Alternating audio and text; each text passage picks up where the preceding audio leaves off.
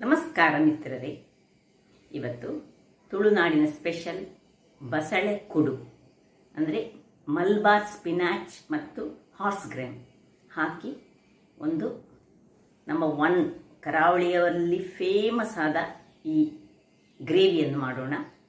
ನಿಮಗೆ ಗೊತ್ತಿದ್ದ ಹಾಗೆ ಸ್ಪಿನಾಚ್ ಅಂದರೆ ಬಸಳೆ ಬಹಳ ಆರೋಗ್ಯಕರ ಅಂಶವನ್ನು ಹೊಂದಿರುವಂತಹ ಒಂದು ವೆಜಿಟೇಬಲ್ ಅಂತ ಹೇಳ್ಬೋದು.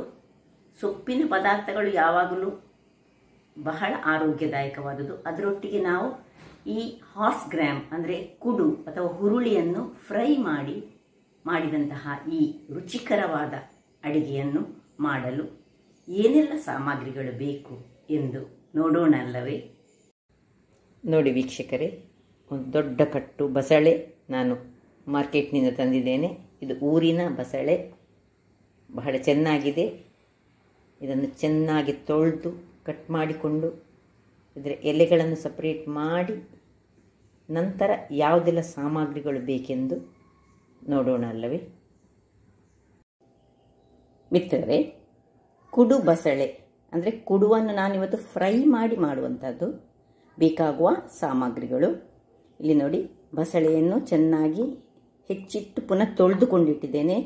ದಂಟು ಬೇರೆ, ಇಲ್ಲಿ ಸೊಪ್ಪು ಬೇರೆ ಇಟ್ಟಿದ್ದೇನೆ. ಸೊಪ್ಪನ್ನು 2 ಕಟ್ ಮಾಡಿಟ್ಕೊಂಡಿದ್ದೇನೆ. ಇಲ್ಲಿ ಮಸಾಲೆಗೆ ಬೇಕಾದ ಸಾಮಗ್ರಿಗಳು 5-6 ಬ್ಯಾಡಗಿ ಮೆಣಸು, 1 ಊರಿನ ಮೆಣಸು ತೆಗೆದುಕೊಂಡಿದ್ದೇನೆ. ಮತ್ತು ಇದರಲ್ಲಿ 1.5 ಚಮಚದಷ್ಟು ನಾನು ಸಾಸಿವೆ ತೆಗೆದುಕೊಂಡಿದ್ದೇನೆ. ನಾವು ಸಾಸಿವೆಯನ್ನು ಇವತ್ತು ಹಸಿಯಾಗಿ ಹಾಕ್ತಿದ್ದೇವೆ, ಫ್ರೈ ಮಾಡಲಿಕ್ಕಿಲ್ಲ. ಬೇರೆಲ್ಲ ಸಾಮಗ್ರಿಗಳನ್ನು ಫ್ರೈ ಮಾಡಿಕೊಂಡು ಇಲ್ಲಿ ಕೊರಿಯಾಂಡರ್ ಅಂದರೆ ಕೊತ್ತಂಬರಿ ಬೀಜ 1.5 ಚಮಚದಷ್ಟು, 1 ಚಮಚದಷ್ಟು ಜೀರಿಗೆ, ಬೆಳ್ಳುಳ್ಳಿ ಅದು ನಮಗೆ ಒಗ್ಗರಣೆಗೆ ಬೇಕು, ಸಣ್ಣ ತುಂಡು ಬೆಲ್ಲ, ತೆಂಗಿನ ತುರಿ ಮತ್ತು ಸ್ವಲ್ಪ ಹಳದಿ. ತೆಂಗಿನ ತುರಿ ನಾನು ಒಂದು 100 ಗ್ರಾಮ್ಸ್ನಷ್ಟು ತೆಗೆದುಕೊಂಡಿದ್ದೇನೆ. ಇದಕ್ಕೆ ಸ್ವಲ್ಪ ತೆಂಗಿನ ತುರಿ ಹೆಚ್ಚು ಬೇಕು, ಸ್ವಲ್ಪ ನೀರು ಪದಾರ್ಥ ಮಾಡಲಿಕ್ಕೆ ಆಗೋದಿಲ್ಲ. ಇದನ್ನು ಸ್ವಲ್ಪ ದಪ್ಪದಲ್ಲಿ ಮಾಡಬೇಕಾಗ್ತದೆ. ಸ್ವಲ್ಪ ಹಿಂಗು, ಇದು ಒಗ್ಗರಣೆಗೋಸ್ಕರ. ಇಲ್ಲಿ 100 ಗ್ರಾಮ್ಸ್ನಷ್ಟು ನಾನು ಹುರುಳಿಯನ್ನು ತೆಗೆದುಕೊಂಡಿದ್ದೇನೆ. ಇದನ್ನು ಮತ್ತೆ ಫ್ರೈ ಮಾಡಲಿಕ್ಕೆ ಉಂಟು. ಹಾಗಾದರೆ ಹೇಗೆ ಮಾಡುವುದು ಎಂದು ನೋಡೋಣ ಅಲ್ಲವೇ? ವೀಕ್ಷಕರೇ, ಮೊದಲಿಗೆ ಒಂದು ಕುಕ್ಕರ್ನಲ್ಲಿ ಈ ಹೆಚ್ಚಿಟ್ಟಂತಹ ನಮ್ಮ ಬಸಳೆಯ ದಂಟುಗಳನ್ನು ಹಾಕೊಳ್ಳೋಣ. ಆಮೇಲೆ ಇಲ್ಲಿ ನೋಡಿ, ಈ ಬಸಳೆ ಸೊಪ್ಪನ್ನು ನಾವು 2 ಕಟ್ ಮಾಡಿಕೊಂಡು ಹಾಕೊಂಡು 2 ಸಹ ಮಾಡ್ಬೋದು ಅಥವಾ ಅದಕ್ಕಿಂತ ಸಣ್ಣದಾಗಿ ಮಾಡಿಕೊಳ್ಬೋದು. ಚೆನ್ನಾಗಿ ಮಾತ್ರ ಬಸಳೆ ಸೊಪ್ಪನ್ನು ತೊಳಿಬೇಕು.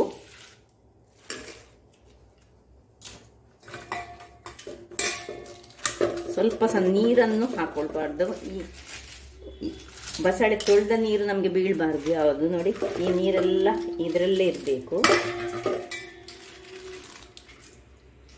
ಹಿಂಡಿ ಹಾಕಬೇಕು. ಈಗ ಇದಕ್ಕೆ ಒಳ್ಳೆ ನೀರನ್ನು ಹಾಕಿ ನೋಡಿ, ಇದರಲ್ಲಿ ನೋಡಿ ಹಾಡು ಬಸಳೆ ಬಂತು.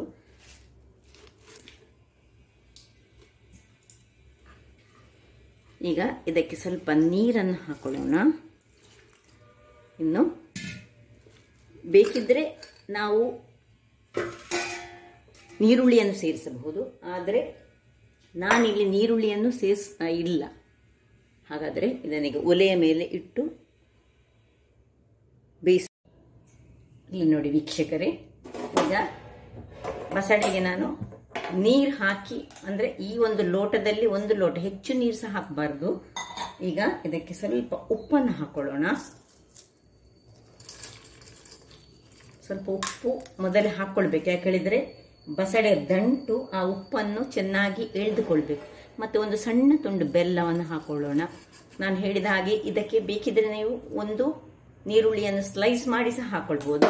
ಈಗ ಗ್ಯಾಸನ್ನು ಇರಿಸಿಕೊಂಡು ನಾವು ಇದನ್ನು ಕೇವಲ ಒಂದೇ ಒಂದು ವಿಸಿಲ್ ಸಾಕು, ಯಾಕಂದರೆ ಬಸಳೆ ಬೇಗ ಬೇಯುತ್ತದೆ. ಇನ್ನು 1 ವಿಸಿಲ್ ಆದ ಮೇಲೆ ನಮ್ಮ ಕೆಲಸ. ವೀಕ್ಷಕರೇ, ಇಲ್ಲಿ ನೋಡಿ, 1 ವಿಸಿಲ್ ಆಯಿತು. ಈಗ ಇದನ್ನು ನಾನು ಆಫ್ ಮಾಡಿಕೊಂಡು ತಣ್ಣಗಾಗಲು ಬಿಡ್ತಿದ್ದೇನೆ.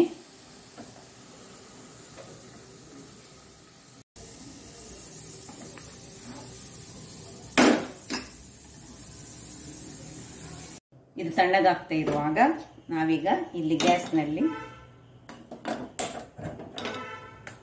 ಈ ಹುರುಳಿಕಾಳು ಅದನ್ನು ಹುರಿಯೋಣ. ಕುಡು, ನಾವು ತುಳುವಲ್ಲಿ ಕುಡು ಹೇಳ್ತೇವೆ. ಇದನ್ನು ಹುರಿಯೋಣ. ಎಣ್ಣೆ ಏನು ಹಾಕೋದು ಬೇಡ, ಡ್ರೈ ಆಗಿ ನಾವು ಇದನ್ನು ಹುರಿದುಕೊಳ್ಳೋಣ. ಸ್ವಲ್ಪ ಅದು ಕರಟಬಾರದು, ವೆರಿ ಕೇರ್ಫುಲ್ ಆಗಿ ಇದನ್ನು ಹುರಿದುಕೊಳ್ಬೇಕು. ಇದು ಒಳ್ಳೆ ಕ್ಲೀನಾದ ಹುರುಳಿಕಾಳನ್ನೇ ನಾವು ತೆಗೆದುಕೊಳ್ಬೇಕು. ಕಲ್ಲಿದ್ದರೂ ಸ್ವಲ್ಪ ಹೆಕ್ಕಿಕೊಂಡು ಮತ್ತು ನಾವು ಇದನ್ನು ಒಂದು ನೀರಿನಲ್ಲಿ ಹಾಕಿ ತೊಳಿಲಿಕೊಂಡು ಇದರ ಪ್ರೊಸೆಸ್ ನಾನು ನಿಮಗೆ ತೋರಿಸ್ತೇನೆ. ನೋಡಿ ವೀಕ್ಷಕರೇ, ನೋಡಿ ನಿಧಾನಕ್ಕೆ ಹುರಿಬೇಕು. ಅದು ಈಗ ಪಟ್ ಪಟ್ ಒಡಿಬೇಕು. ಒಡೆಯುವಾಗ ನಾವು ಇದನ್ನು ಆಫ್ ಮಾಡಿಕೊಳ್ಳಬೇಕು, ಕರಟಬಾರ್ದು.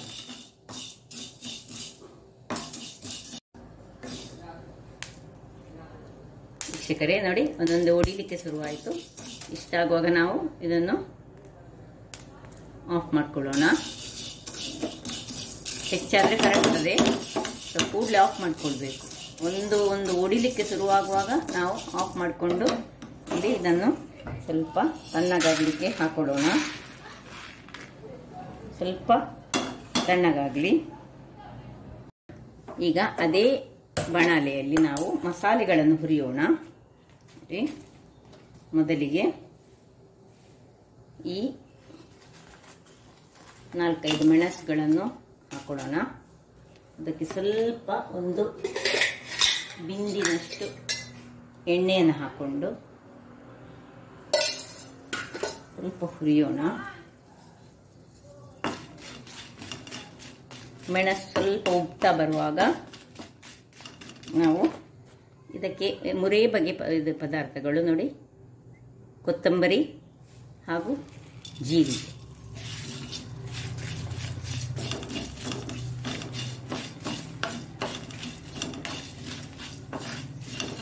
ಸ್ವಲ್ಪ ಹುರಿಯೋಣ.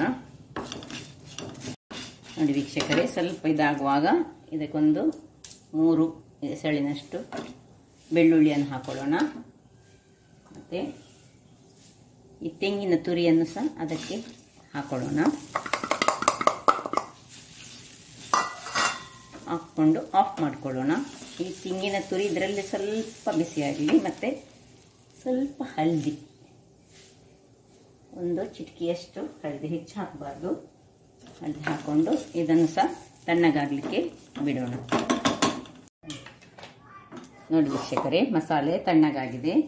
ಈಗ ಇದನ್ನು ಒಂದು ಸಣ್ಣ ಮಿಕ್ಸಿ ಜಾರ್ನಲ್ಲಿ ಹಾಕೊಂಡು ನಾವು ಎಲ್ಲ ಹಾಕೊಳ್ಳೋಣ. ತುಂಬ ಮಾಡೋದಾದರೆ ದೊಡ್ಡ ಜಾರನ್ನು ಯೂಸ್ ಮಾಡಿದರೆ ಆಯಿತು.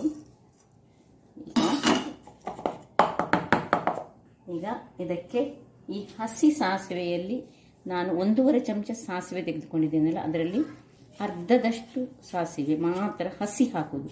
ಈ ಒಂದು ಪದಾರ್ಥದ ವಿಶೇಷತೆ ಹೇಳಿದರೆ ಈ ಸಾಸಿವೆಯನ್ನು ಮಾತ್ರ ನಾವು ಹಸಿಯಾಗಿ ಹಾಕಿಕೊಳ್ತಿದ್ದೇವೆ. ಇನ್ನು ಸ್ವಲ್ಪ ಹುಳಿ, ತುಂಬ ಹುಳಿ ಬೇಡ, ತುಂಬ ಇದು ವೆಜಿಟೇಬಲ್ ಪದಾರ್ಥ, ಅದರಿಂದಾಗಿ ಹುಳಿ ಸ್ವಲ್ಪ ಸಾಕು, ಇಷ್ಟೇ ಸಾಕು. ಒಂದು ನಿಂಬೆ ಗಾತ್ರ ಸಹ ಬೇಡ, ಅದಕ್ಕಿಂತ ಸಹ ಸ್ವಲ್ಪ ಕಡಿಮೆ ಹುಳಿಯನ್ನು ಹಾಕೊಳ್ಳೋಣ. ಈಗ ಇದನ್ನು ನಾನೀಗ ಸ್ವಲ್ಪ ನೀರು ಹಾಕ್ಕೊಂಡು ಮಿಕ್ಸಿ ಮಾಡಿ ತರ್ತೇನೆ. ನೋಡಿ ವೀಕ್ಷಕರೇ, ನೋಡಿ ತುಂಬ ಫೈನ್ ಪೇಸ್ಟ್ ಬೇಡ, ಇಷ್ಟ ಆದರೆ ಸಾಕು. ನೋಡಿ ಸ್ವಲ್ಪ ತರಿ ಸಹ ಅಲ್ಲ, ಅದಕ್ಕಿಂತ ಇನ್ ಬಿಟ್ವೀನ್, ಫೈನ್ ಸಹ ಬೇಡ. ಇದು ಹೀಗೆ ಇರಲಿ. ಹೀಗಿರುವಾಗ ಇಲ್ಲಿ ನೋಡಿ, ಇದು ತಣ್ಣಗಾಗಿದೆ. ನೋಡಿ ಒಳ್ಳೆ ಬೆಂದಿದೆ. ನಾವು ಹಾಕಿದ್ದು 1 ಲೋಟ ನೀರಾದರೂ ಸಹ ನೋಡಿ ಎಷ್ಟು ನೀರುಂಟು ನೋಡಿ ಇದರಲ್ಲಿ. ಈಗ ಇಲ್ಲಿ ನಾವು ಇಲ್ಲಿ ಒಂದು ಪಾತ್ರೆಯನ್ನಿಟ್ಟು ಅದರಲ್ಲಿ ಇದನ್ನು ಶಿಫ್ಟ್ ಮಾಡುವ. ಮುಚ್ಚಳ ಮುಚ್ಚಿ ಇದನ್ನು ಸಣ್ಣ ಉರಿಯಲ್ಲಿ ಇಟ್ಕೊಳ್ಳೋಣ. ನೋಡಿ ಈಗ ಇಲ್ಲಿ ನಾವು ಆಗ ಹುರಿದಿಟ್ಟಂತಹ ಹುರುಳಿಕಾಳನ್ನು ನೋಡಿ, ಈ ಒಂದು ಕಲ್ಲು ನಿಮ್ಮ ಹತ್ರ ಕುಟಾಣಿ ಇದ್ದರೆ ಕುಟಾಣಿಯಲ್ಲಿ ಸಾಕ್ತದೆ, ಅಥವಾ ನಿಮ್ಮ ಹತ್ರ ಈ ಚಪಾತಿ ಲಟ್ಟಿಸುವ ಲಟ್ಟಣಿಗಿದ್ರೆ ಅದರಲ್ಲಿ ಹೀಗೆ ಹೀಗೆ ಮಾಡಿದರೆ ಸಹ ಆಗ್ತದೆ. ಇದು 2 ಭಾಗ ಆಗಬೇಕು. ಹೀಗೆ ಹಿಂದಿನ ಕಾಲದಲ್ಲಿ ಏನಾಗ್ತಿದ್ರು ಅಂದರೆ ಗೆರಸೆ ಇರ್ತಿತ್ತು. ಆ ಗೆರಸೆಯಲ್ಲಿ ನಾವು ಹೀಗೆ ಇದನ್ನು ಪೌಡರ್ ಅಲ್ಲ, ಇದು ಸ್ವಲ್ಪ ಎರಡು ಭಾಗಗಳಾಗಿ ಮಾಡ್ಕೊಳ್ಳೋದು ನಾವು ಇದನ್ನು.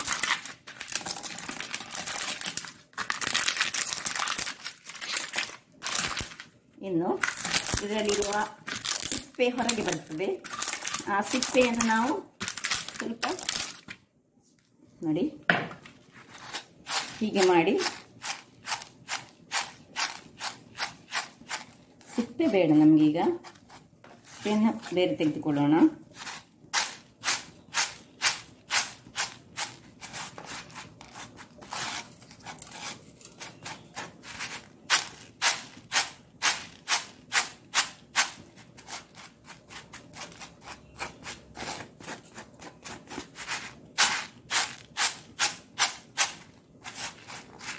ನೋಡಿ ಎಲ್ಲ ಸಿಪ್ಪೆ ಇದರಲ್ಲಿ ತೆಗೆದುಕೊಳ್ಬೇಕು.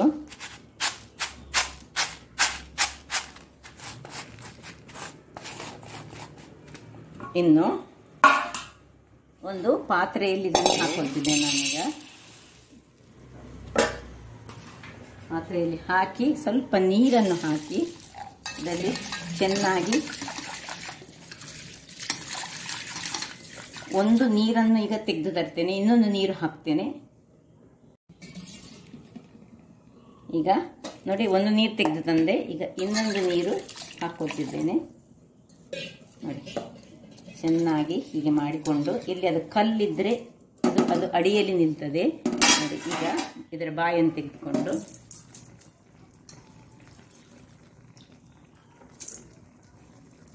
ಗಾಳಿಸಿಕೊಂಡು ನಾವು ಇದನ್ನು ಹಾಕೊಳ್ಳೋಣ.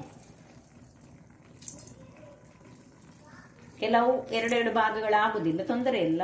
ಆದರೆ ಇದೊಂದು ಪ್ರೊಸೆಸ್. ಹಿಂದಿನವರು ನಮ್ಮ ಕರಾವಳಿಗರು ಹೀಗೆ ಮಾಡುದು. ಬಸಳೆ ಕುಡು ಹೇಳಿದ್ರೆ ಇದೇ ಫ್ರೈ ಮಾಡಿದಂತಹ, ಅಥವಾ ನಾವು ಇದನ್ನು ತರತರದ ಇನ್ನೊಂದು ವಿಧದಲ್ಲಿ ಸಹ ಮಾಡ್ತೇವೆ. ನೀರಿನಲ್ಲಿ ಹಾಕಿಟ್ಟುಕೊಂಡು ಬೇಯಿಸ್ತೇವೆ ಇದರೊಟ್ಟಿಗೆ. ಬಸಳೆ ಬೇಯಿಸುವಾಗಲೇ ಒಂದು 10 ಗಂಟೆಗಳ ಕಾಲ ಅಥವಾ 6 ಗಂಟೆಗಳ ಕಾಲ ನೆನೆಸಿಟ್ಟಂತಹ ಹುರುಳಿಯನ್ನು ಮಾಡ್ತೇವೆ, ಅಥವಾ ಹುರುಳಿಯನ್ನು ಮೊಳಕೆ ಬರಿಸಿ ಮಾಡ್ತೇವೆ. ತರತರದಲ್ಲಿ ನಾವು ಇದನ್ನು ಮಾಡ್ತೇವೆ. ಕುಡು ಬಸಳೆ ಹೇಳಿದ್ರೆ ಹುರುಳಿ ಮತ್ತು ಬಸಳೆ. ಈ ಬಸಳೆಗೆ ಮಲ್ಬಾರ್ ಸ್ಪಿನಾಚ್ ಅಂತ ಸಹ ಕರಿತೇವೆ. ನೋಡಿ ಇದನ್ನೀಗ ಹಾಕೊಂಡಿದ್ದೇನೆ.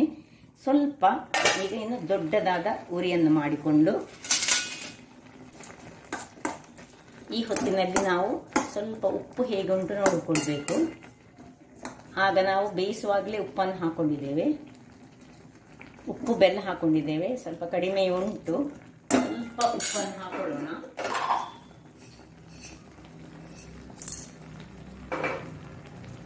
ಇನ್ನು ಒಂದು ಕುದಿ ಬಂದ ಕೂಡಲೇ ಈ ಮಸಾಲವನ್ನು ನಾವು ಹಾಕೊಳ್ಳಿಕ್ಕೆ ಉಂಟು. ನೋಡಿ ವೀಕ್ಷಕರೇ, ಒಂದು ಒಳ್ಳೆ ಕುದಿ ಬಂತು. ಈಗ ನಾವು ಈ ಮಸಾಲೆಯನ್ನು ಇದಕ್ಕೆ ಸೇರಿಸೋಣ. ಇದನ್ನು ನಾನು 2 ಬ್ಯಾಚಲ್ಲಿ ರುಬ್ಬಿದಂತಹ ಮಸಾಲೆ. ಇದು ಒಂದರಲ್ಲಿ ಇಷ್ಟ ಆಗುದಿಲ್ಲ ಒಮ್ಮೆಲೆ ಮಾಡಲಿಕ್ಕೆ. ಸ್ವಲ್ಪ ಬಸಳೆ ಪದಾರ್ಥ ಯಾವಾಗ ಸ್ವಲ್ಪ ದಪ್ಪವೇ ಇರಬೇಕು, ಇಷ್ಟು ದಪ್ಪ ಅಲ್ಲ. ಸ್ವಲ್ಪ ಇದಕ್ಕೆ ನೀರು ಸೇರಿಸೋಣ. ಇದರಲ್ಲಿ ಸಾಸಿವೆಯ ಪರಿಮಳ ಬರ್ತದೆ. ಸಾಸಿವೆ ಯಾಕೆ ಹೇಳುದಂದ್ರೆ, ಸಾಸಿವೆ ಸ್ವಲ್ಪ ಹೀಟ್ ಗುಣವನ್ನು ಹೊಂದಿರುವಂಥದ್ದು. ಈ ಬಸಳೆ ತುಂಬ ತಂಪು, ಅದಕ್ಕೋಸ್ಕರವೇ ಈ ಹುರುಳಿಯನ್ನು ಹಾಕೋದು. ಹುರುಳಿ ಸಹ ಹಾಗೆ ಸ್ವಲ್ಪ ಹೀಟ್, ಹಾಗಾಗಿ ಹುರುಳಿ ಮತ್ತು ಬಸಳೆಯ ಕಾಂಬಿನೇಷನ್ ಅದಕ್ಕೋಸ್ಕರವೇ. ಅದರೊಟ್ಟಿಗೆ ನಾವು ಶೀತ ಎಲ್ಲ ಆಗಬಾರ್ದು ಹೇಳಿ ಸ್ವಲ್ಪ ಹಸಿ ಸಾಸಿವೆಯನ್ನು ಹಾಕೊಳ್ಳೋದು. ಇಲ್ಲಿ ಇದಕ್ಕೆ ದಪ್ಪ ಆಯ್ತು, ಇದು ತುಂಬ. ಸ್ವಲ್ಪ ನೀರನ್ನು ಸೇರಿಸ್ಕೊಳ್ಳೋಣ.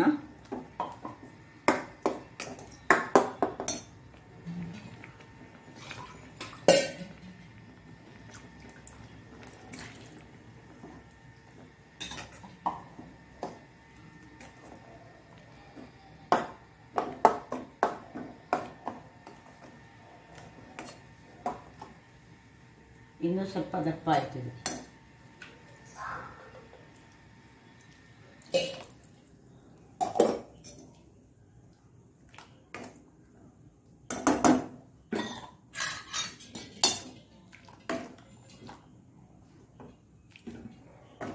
ತುಂಬ ನೀರು ಸಾಕಬಾರ್ದು, ಯಾಕಂದರೆ ಬಸಳೆ ಪದಾರ್ಥ ಸ್ವಲ್ಪ ದಪ್ಪವೇ ಇರಬೇಕು. ಸಾಕು, ಇಷ್ಟು ನೀರು ಹಾಕ್ಕೊಂಡು ಇದೊಂದು ಒಳ್ಳೆ ಕುದಿ ಬರಲಿ ವೀಕ್ಷಕರೇ. ಅದಕ್ಕೆ ಒಂದು 2-3 ಒಳ್ಳೆ ಕುದಿ ಬರಬೇಕು. ಅದು ಈ ಬಸಳೆ ಅದರೊಟ್ಟಿಗೆ ಮಿಕ್ಸ್ ಹಾಕ್ಕೊಳ್ಬೇಕು. ನೋಡಿ, ಮುಚ್ಚಿ ಇಟ್ಟುಕೊಳ್ಳೋಣ. ಈಗ ಇಲ್ಲಿ ನಾವು ಒಂದು ಸಣ್ಣ ಬಾಣಲೆಯನ್ನು ಇಟ್ಟುಕೊಂಡು ಒಗ್ಗರಣೆಗೆ ರೆಡಿ ಮಾಡಿಕೊಳ್ಳೋಣ. ಸರಿ, ಒಂದು ಸಣ್ಣ ಸ್ಪೂನಿನಲ್ಲಿ ಒಂದು 2-3 ಸ್ಪೂನ್ನಷ್ಟು ಎಣ್ಣೆಯನ್ನು ಹಾಕೊಳ್ಳೋಣ. ಎಣ್ಣೆ ಕಾದಿದೆ ವೀಕ್ಷಕರೇ. ನೋಡಿ, ಸಾಸಿವೆಯನ್ನು ಹಾಕ್ತಿದ್ದೇನೆ. ಸಾಸಿವೆ 3/4 ಚಮಚದಷ್ಟು, ಸ್ವಲ್ಪ ಹೆಚ್ಚೇ ಸಾಸಿವೆಯನ್ನು ಹಾಕಬೇಕು. ಮತ್ತೆ ಬೆಳ್ಳುಳ್ಳಿಯನ್ನು ಸಹ ಹಾಕೊಳ್ತೇನೆ, ಜಜ್ಜಿದ ಬೆಳ್ಳುಳ್ಳಿ. ಕೊನೆಗೆ ಇಂಗು. ಇದಕ್ಕೆ ಹೆಚ್ಚು ಬೇರೆ ಕರಿಬೇವಿನ ಸೊಪ್ಪೆಲ್ಲ ಏನು ಹಾಕ್ಲಿಕ್ಕಿಲ್ಲ. ಯಾಕೆ ಹೇಳಿದ್ರೆ ಆಲ್ರೆಡಿ ನಮ್ಮದು ನಾವು ಲೀಫಿ ವೆಜಿಟೇಬಲ್ನಿಂದ ಮಾಡಿದಂತಹ ಒಂದು ಈ ಪದಾರ್ಥ. ನೋಡಿ, ಇಲ್ಲಿ ಕುದಿತಾ ಉಂಟು, ಈಚೆಯಿಂದ ಇದು ಕುದಿಲಿಕ್ಕೆ ರೆಡಿ ಆಗ್ತಾ ಉಂಟು. ಇಲ್ಲಿ ನಮ್ಮ ಇದು ರೆಡಿ ಆಗ್ತಾ ಉಂಟು. ಒಗ್ಗರಣೆ ಸಹ ಒಳ್ಳೆ. ಈಗ ಇದಕ್ಕೆ ಸ್ವಲ್ಪ ಹಿಂಗನ್ನು ಹಾಕೊಳ್ಳೋಣ. ಹಿಂಗು ಬೇಕು, ಯಾಕೆಂದರೆ ಹುರುಳಿಕಾಳು ಸ್ವಲ್ಪ ಗ್ಯಾಸ್ಟ್ರಿಕ್ ಅಂಶವನ್ನು ಹೊಂದಿರುವಂಥದ್ದು. ಈಗ ಆಫ್ ಮಾಡಿಕೊಳ್ತಿದ್ದೇನೆ. ನೋಡಿ, ಇದನ್ನು ಕುದೀತಿರುವಂತಹ ಇದಕ್ಕೆ ಶಿಫ್ಟ್ ಮಾಡಿಕೊಳ್ಳೋಣ. ಶಿಫ್ಟ್ ಮಾಡಿ ಕೂಡಲೇ ಬಾಯಿ ಮುಚ್ಚಿಕೊಳ್ಳೋಣ. ನೋಡಿ ವೀಕ್ಷಕರೇ, ಒಗ್ಗರಣೆ ಹಾಕಿ 1 ನಿಮಿಷಕ್ಕೆ ನಾನು ಇನ್ನು ಆಯ್ತು ಆಫ್ ಮಾಡಿಕೊಳ್ತಿದ್ದೇನೆ. ನೋಡಿ, ಹೀಗೆ ಬಂದಿದೆ. ನೋಡಿ, ಎಷ್ಟು ಈ ನಮ್ಮ ಸಾಂಪ್ರದಾಯಿಕವಾದ ಕರಾವಳಿಯ ಈ ಒಂದು ಸೊಬಗಿನ ಬಸಳೆ ಕೊಡು ಪದಾರ್ಥ ರೆಡಿಯಾಗಿದೆ. ಈಗ ನಾನು ಅದನ್ನು ಸರ್ವ್ ಮಾಡ್ತಿದ್ದೇನೆ.